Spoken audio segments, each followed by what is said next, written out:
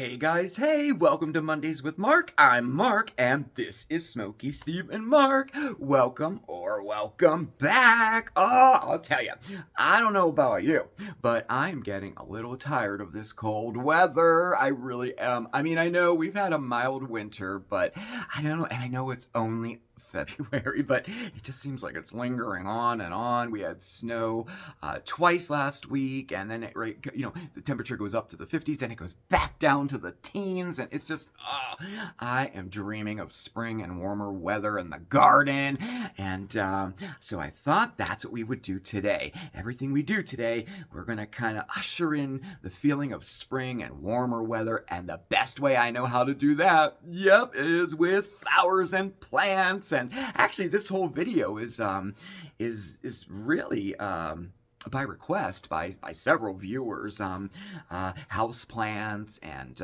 maybe some projects involving flowers, and that's what we're gonna do today. Oh yes, we have an awesome project, involving flowers, and then we're gonna talk a little bit about house plants. We'll take a little tour and show you our house plants and talk about some maybe some basic house plant care, house plant care 101.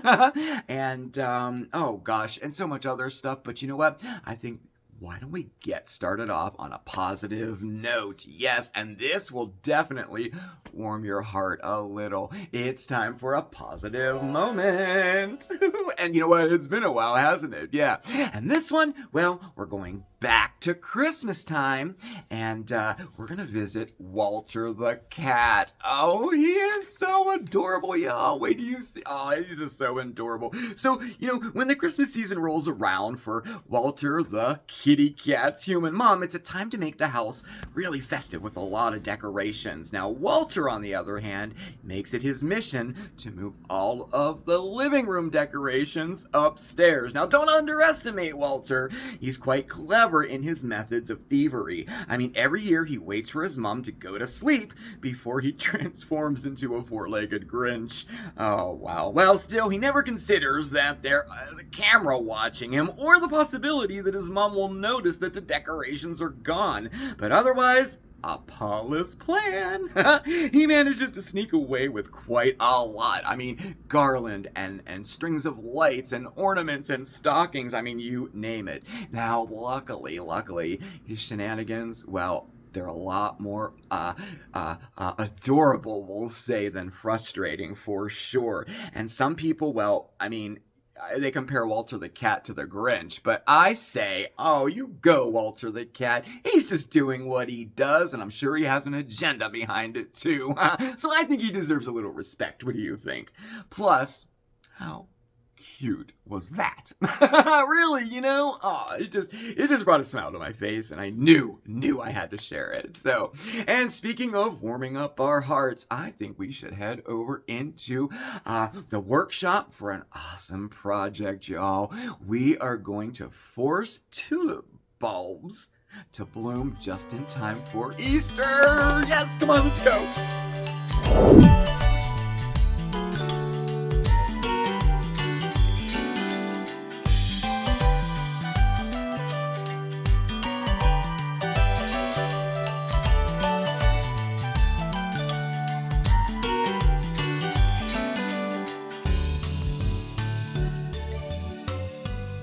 Yeah, so we have an awesome project to do. I love projects like this. We're gonna force some tulip bulbs to bloom in time for Easter, or in time for spring, or even a little bit earlier. I mean, what a great way to, usher in the feeling of spring and warm weather a lot sooner than it normally would happen, right? So, let's get started. What do we need? Well, first of all, we're gonna be doing these in water. We're not even gonna use soil. So, we need some type of vase. Now, you wanna pick up one that is clear, of course, and that has a neck like this, so our bulb will sit in the neck without falling down through. And guys, okay, I don't know where these were my whole life. I never knew these even existed. Did you ever see antique forcing vases? Oh my goodness, I love these. Okay, I didn't buy any, but how these were a thing. People bought these and they collected them, and I just think they are so cool. There's so many different styles, and definitely on my definitely on my want list. I want one so bad, but you know. But these I just got at the Dollar Tree, and they're gonna work great for what we're gonna do today. And in addition to that, you'll need some gravel or river rocks of some sort, and they do sell them at the Dollar Tree in bags like this. That's what this is, and I also did get some from my garden as well. And we're just going to put some in our vase. Not a lot. This is just actually for show, and so about to there. And then if you want to decorate your vase in some way, a little charm or something works. And so I raided my little trinket box here, and this is just full of like, well, you know, like when you get, say, candles and sometimes there's a little charm on it, or maybe buy like a pack of earrings and there's some in there that you wouldn't wear but they're still cool looking. Well, I save all that type of stuff and I keep them in here and I use them for projects like this. So I happen to have charms like this, and we are just going to tie it around the neck of our vase here, just for a little accent. I think it makes it, I don't know, it just adds a little something to it. It's pretty cool. Like that. I don't know.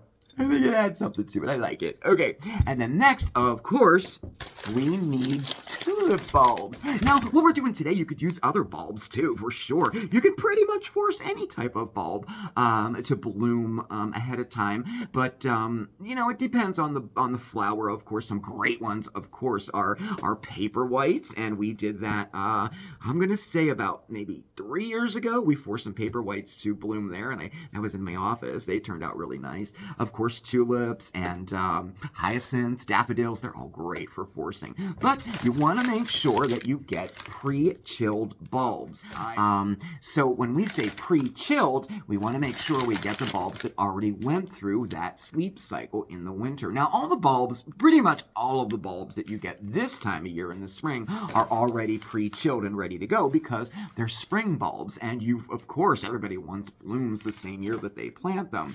Whereas in the fall, in autumn time, all of those bulbs, they won't be pre-chilled because you plant them in the fall, and then they go through the winter sleep, and then they bloom the next spring. So, you know, I got 2 types of tulips here. I got like a mixed tulip here with reds and whites and pinks, and then I got pink passion. Isn't that beautiful? Oh, I hope they all bloom because that's really quite beautiful there. All right, so let's put these all together. So I'm going to do 4 in these like this, and I have my charms on all of them. They're ready to go. Let's move this out of the way. And then I'm going to show you how to do 1 in here. I have my gravel in there ready to go. And then I'm going to show you how to do a really nice centerpiece too. But as far as our little individual ones here, we're going to put 1 bulb in each. And I think we're going to go ahead with our pink passion ones for these. So we're going to get them out and we're going to take a look at our bulbs. Oh, these bulbs look great. You want nice, healthy bulbs. These are good. You know, no mold on them, and they're like pretty firm to the touch. And look, these ones are already starting to sprout, so it's perfect. And they should fit right on top. Now, what we're going to do is put them in the lip, just like that.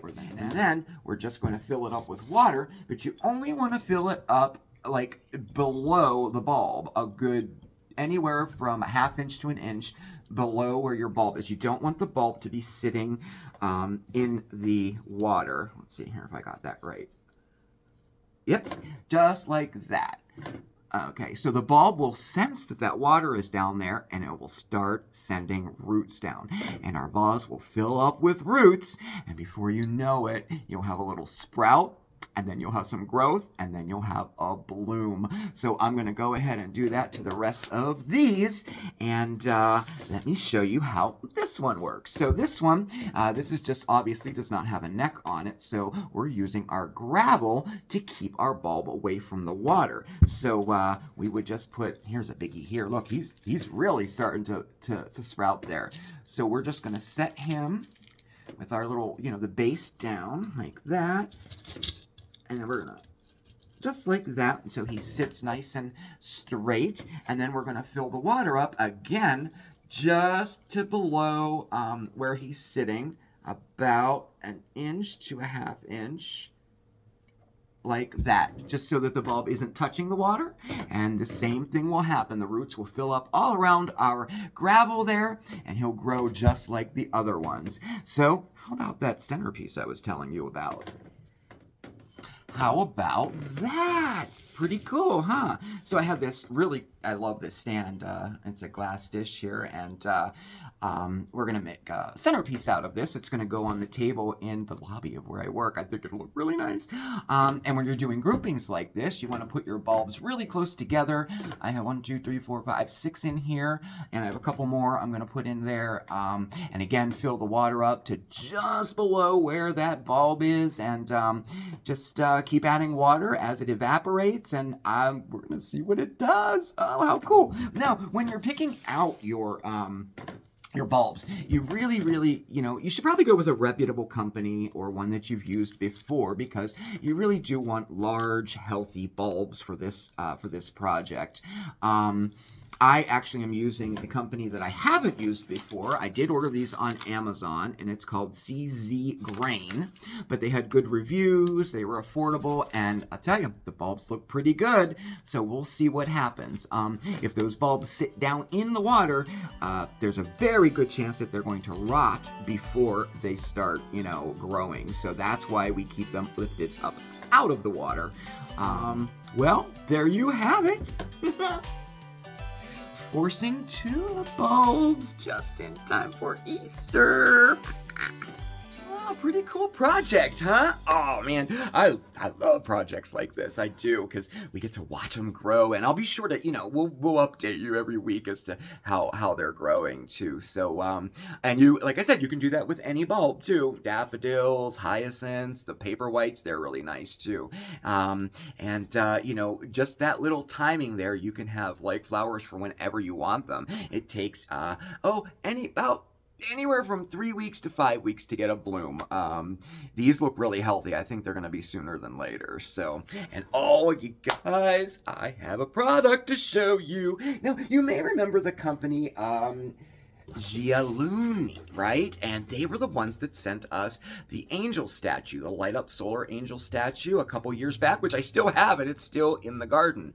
Well, they have a new one. Check it out. How adorable. It's a dragon, mama. I love it. And, yep, it lights up, too. Pretty cool. I really like this, and they sent me this in return for a little 1-minute video showcasing the product for them to use on their website and Amazon, their Amazon shop there, and I was like, sure, I'll do that. I mean, how cool is that? It's kind of like my first little editing job for like a third party or outside the channel, so I was really happy to do that. But I know I just had to show you this because I just think this is adorable. I think it would make a great Mother's Day gift given the theme of it. It's so cool. Oh yeah, in case you if you want to check it, here's the link. I'll put the link here in case you want to go ahead and take a look at it. Like I said, it's not a sponsorship or anything, but I think a lot of people might like this, so you can check it out with that link there. I'll put it in the description below too, okay?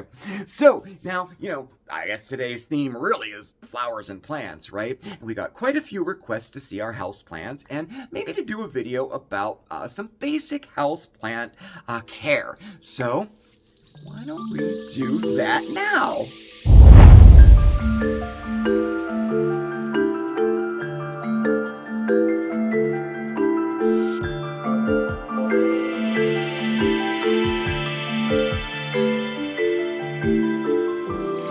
So we're gonna start here in the living room. We made some changes, added some plants here, and look, I hung 2 spider plants all the way up there, and I think it really looks nice. And this is the time of year, too, where you want to spend a little extra time, show a little extra love to your houseplants. Spring is right around the corner, and all of our houseplants are waking up from their winter's rest, and some of them are actually coming out of a dormancy period, too, and I'll show you an example of that later. This is the time of year where you want to take a look at your plants and see which ones need transplanted, which one needs a larger pot, and do that, definitely. And also, this is the time where if it doesn't need transplanted, maybe take note. How long has that soil been in there, right? Has it been a couple years? You want to give them fresh soil every so often too. And you can do that by completely removing the plant as if you were transplanting it, and then refilling with all new soil. Or you can do the scoop out method, where you just scoop out the soil, going down as far as you can go down without, without damaging any of the roots, of course, and then replacing it with a good commercial grade soil. That's definitely an easier way, and it's a great way to give your plants some fresh soil there. This is also the time of year for those pesky gnats to come out. Oh, I hate them, right? Fungus gnats, they're called, and I mean, they're very, very common, and whereas they are not dangerous, and they won't kill your plants in general, I mean, unless you have a huge infestation, they are truly bothersome. But there's a couple ways that you can control them, one of which are with sticky traps, and they do work. They catch them, and they'll reduce some of the population there, but they won't get rid of them, and they won't prevent new ones from forming. These gnats, I mean, they can reproduce by the thousands and very, very quick. That's one method. Another method, and the best method, I think, and I've been doing this, is with these mosquito dunks. And how you would do this is you would break a little piece of these off, and they also sell little pellets too, just like a little quarter piece, and put it in your watering can. Let that sit overnight, and then use that water to water your houseplants. And then eventually, it takes care of the gnats. I've been using these for 2 years now, and we are gnat-free, yo. Gnat-free. We get the occasional one, but nothing like an infestation at all. So just a couple tips on how to control those pesky little fungus gnats. So you know what? Why don't we head over to the bedroom and take a look at a few more plants? And here we are in the bedroom, and we finally built those plant stands, y'all. Pretty cool. And I moved all my plants in here. And here's some other here's some examples here. I rooted this one, and I rooted our aloe plant there, and our basil too, believe it or not. That's from the garden. I'm just trying to see if they'll live till the spring. We have a peace plant here. It's doing really nice. And our spiral brush. Probably, it's one of my top favorite plants of all. And down here, our Christmas cactus here. I grew him from one leaf, as I did the Thanksgiving cactus. Look just how beautiful he came back. Just really quite nice there. And Fernando, our parlor palm. And if you remember right, Fernando, he got an infestation of spider mites last year, nearly killed him. But look, I treated him with neem oil, and he came back. He has all these new prawns growing here, and in no time at all, he's going to be nice and full again. Aw, Fernando. This is an example of a plant that has just come out of dormancy, and that would be our patchouli plant. Now, I know a lot of people don't have patchouli plants as house plants, but I think they make excellent house plants, and he will grow probably twice this size this year and be covered with leaves. And then, of course, I save the leaves, and maybe we'll make some homemade patchouli out of it. Ooh. So you know what I was thinking? It might be fun to take a trip to my office, and see even more plants. What do you think? Come on, let's go. And here we are in my office, or the, hanging gardens of Babylon here. Of course, more spider plants there, and they have babies. I'm going to have to clip these off and root those. And there's our rosemary that we rooted from a clipping and trained into a wreath. And, my spiral brush. I grew him from seed from the mother plant, which was in my first garden before we had to move. A couple times there. My little terrarium with our succulents there. And also propagating him. And he is him. It was a gift from a coworker there. And we also, these are our holly plants that we also rooted from a cutting in a Christmas in July special. And they're ready to go. I just can't decide whether to keep them in pots or plant them like right outside. I'm probably going to put them outside this year. And Doug, my Douglas fir, he was a tiny little seedling, and these Douglas firs will grow, if you can tell here, like one level every year. And he has his next one starting right there. I just love him too. And the money plant there, and our friendship plant. Isn't he a cool looking plant?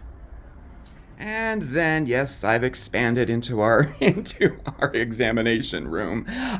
These I have already planted potatoes for this year. They've already sprouted. That'll be pretty exciting. I love growing potatoes. They're so easy to grow too. And our fern, he lived through the winter. And then I have a little update for you. So you remember last year we grew a peanut plant, and we got peanuts. And here he is, and once your plant has died down and your leaves are all falling off, it's time to harvest. And to do that, you just kind of loosen up that soil a little bit, and then grab the entire plant and gently but firmly kind of lift it right up out of the soil. And then you can just like shake off some of that excess soil there, and there's your peanuts. Oh, so cool. This project was so fun and so interesting to do. We're definitely going to do it again. Now, we do have to keep in mind that I only planted one plant and in a container and a month and a half late, and it had some stressors. I mean, it had to be moved around a lot, and then I ultimately brought him here to work when it got cold outside, so he had a lot stacked up against him, but we did get some peanuts, so it was a success, and I think this year we're going to plant more, maybe 3 or 4 peanut plants, so we'll have a nice abundance of peanuts, and maybe we'll roast them, or maybe we'll grind them up and use them in a recipe or something. But I'm pretty happy with our little peanut plant experiment. So, well, you know what? Why don't we head on home? Okay, so we're almost done with the plants, almost. So one of the things I wanted to talk about was if you're a plant lover like me, you just have this, like, every time you see plants in a store, you want to buy one, and you know, it's crazy. But that can be like really, really expensive, right? But there's a way that you can get whatever type of houseplant you want pretty much totally for free, and that's with propagation. Just like our living wall here, these are pothos, and they're one of the easiest plants to propagate. And boy, he really grew nice, huh? I love the living wall. I'm gonna let him grow however long he wants to grow. I'm gonna let him grow. But well, to start off though, you can actually grow your own house plants. I grew with him.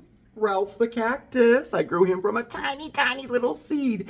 Now, they're not really fast growers. This took him about 2 years to reach this size, but I love Ralph. I really do. And of course, the other way is to propagate, and that would be to root cutting. So if you know a friend that has a plant you love, ask for a cutting, because chances are you can root that cutting and have a whole house plant to yourself. So I'm thinking, why don't we head back into the workshop, and why don't we learn how to propagate a snake plant? Okay, so yep, we are going to learn how to propagate a snake plant, and really, this is like the way you would propagate any type of house plant that you would like to grow, and we're going to do it in water. So here's my snake plant here. This was given to me by a friend who didn't want it anymore, and it was all ragged and neglected, you know, and but it does have new growth here. There's a few more pups growing down in there, and this is what we're going to start with today, okay? So to start off, we're going to use some scissors here to cut our leaf off, and just make sure that your scissors are clean and disinfected, okay?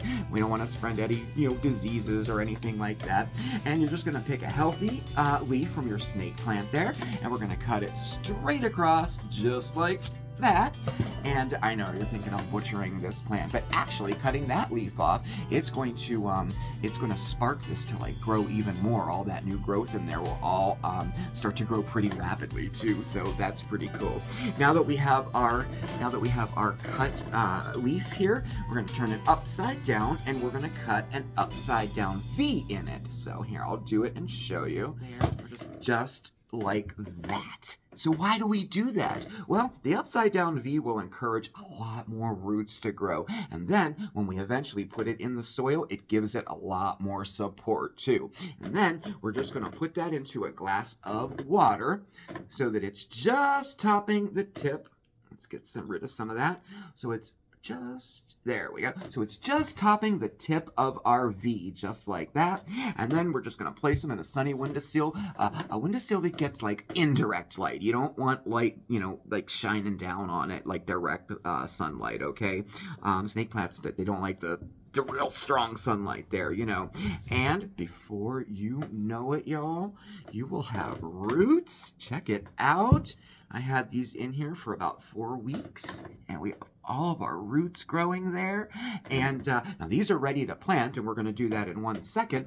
But an interesting, fascinating thing about this is right after this stage, like within the next week or so, these roots will start to develop little pups on them just in water. It's so awesome to see, y'all. But now I could leave these in the water and have them grow, but we're going to plant them today because once they're like this, they're totally ready to go. So let's plant these babies. So get yourself a nice pot that has a drainage hole in the bottom of it and fill it with some good soil, like a professional mix, like Miracle Grow or something. And there we go. I'll do it right to there so you can see it. And then we're just going to kind of separate it. Oh, make sure your soil is moist. A lot of times when you buy the bag soils, they're completely dry. And then we're going to have a hole in the center so we can plant ours down in. Now, when we put it down in the soil, we want it to cover up, of course, all of the roots. And then you want to go down in between 1/2 inch to 1 inch. And just like that. We go. And then we're going to give him a nice drink of water. We go there. And make sure that soil is really wet the first time there. Okay. So we gave him some water there. And then we're going to place him in a windowsill again with indirect bright light. And then just let him do his thing. Wait till you see. He'll start growing new pups up here in a few weeks. And before long, we'll have an awesome little snake plant. Oh, so cool. So, and that is really all there is to it. That's how you propagate a snake plant. And like I said, you can use this same method for any type of house plant that you want to propagate. Now, of course, you wouldn't have to do the upside down V, especially if you're doing something like a vine, like a pothos or something. But what an easy and fun way to grow our own house plants for free, y'all. And it's so interesting to watch the roots develop. And I don't know, it's just a really, really nice little thing to do to expand your house plant garden. Oh my goodness. Well, I guess that about does it for today. I really hope you enjoyed our time together today. I do. I hope maybe you got some tips, for your house plants, and I really hope you try the project out. Either one of the projects, growing a snake plant or other house plants or those bulbs, And if you do, let me know because I really would love to see how it turned out for you. I really would. Right. Well, I think I've talked your ear off enough today.